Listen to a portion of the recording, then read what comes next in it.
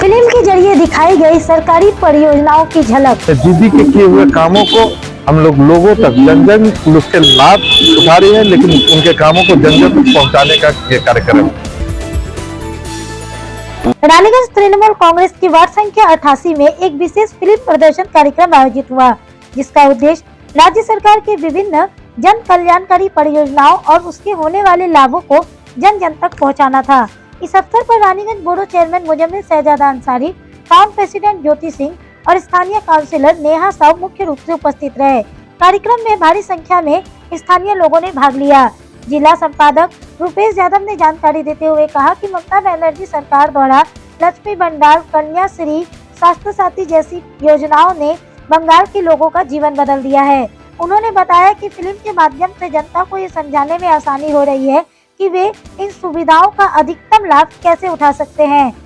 इस मौके पर उन्होंने जोर देते हुए कहा कि पार्टी का लक्ष्य हर घर तक विकास पहुंचाना है।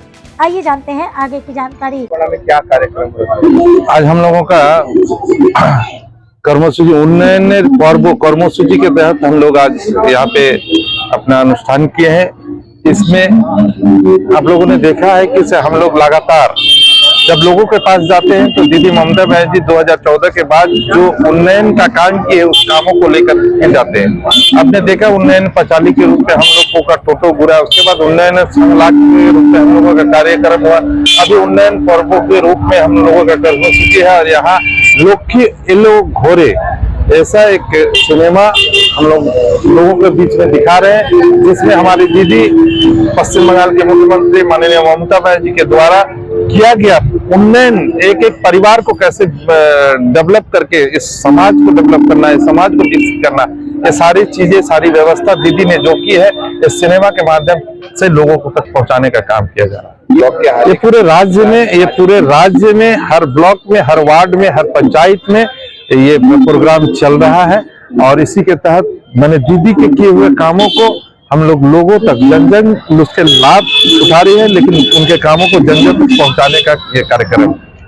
इधर देखा जा रहा है कि बीजेपी 2014 से दिल्ली की सरकार में है और 2014 के बाद से उन्होंने एक भी जन कल्याण प्रकल्प नहीं लाए। उन्होंने नोटबंदी किया जिससे लोगों को परेशानी हुआ, उन्होंने केवल लिंक कराने का काम किया, जिससे आज देखा जा रहा है कि लोगों को परेशानी ही बढ़ी है, साधारण लोगों की परेशानी बढ़ी है, साधारण लोगों की परेशानी कम नहीं हुई है। बीजेपी के पास प्रकल्प है ही नहीं, विजन है ही नहीं। बीजेपी के पास विजन होता तो वो लोग मैंडेट देते हैं 5 सालों के लिए। इस 5 सालों के मैंडेट में लोगों को काम कर लेना चाहिए, लेकिन हम लोग देखते हैं बीजेपी के पास कोई विजन है ही नहीं। बीजेपी इस समाज को, इस देश को केवल पीछे ले जाने का काम किया है।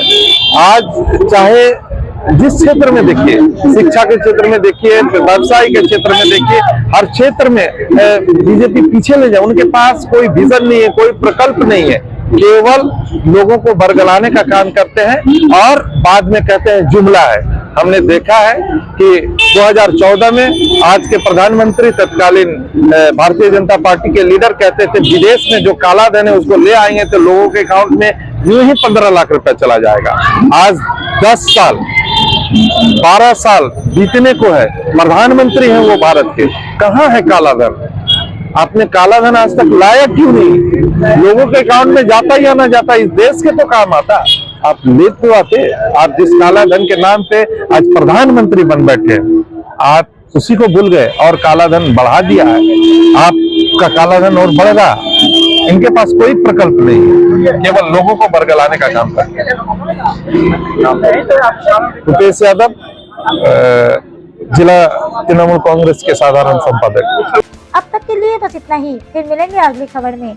ऐसी और भी खबरों के लिए बने रहे हमारे साथ, देखते रहे पूर्वी खबर। हमारे चैनल को लाइक, शेयर, सब्सक्राइब करना ना भूलें और बेल आइकन को दबाना ना भूलें और देखते रहें पूर्वी खबर। पूर्वी खबर, नजर सब पर।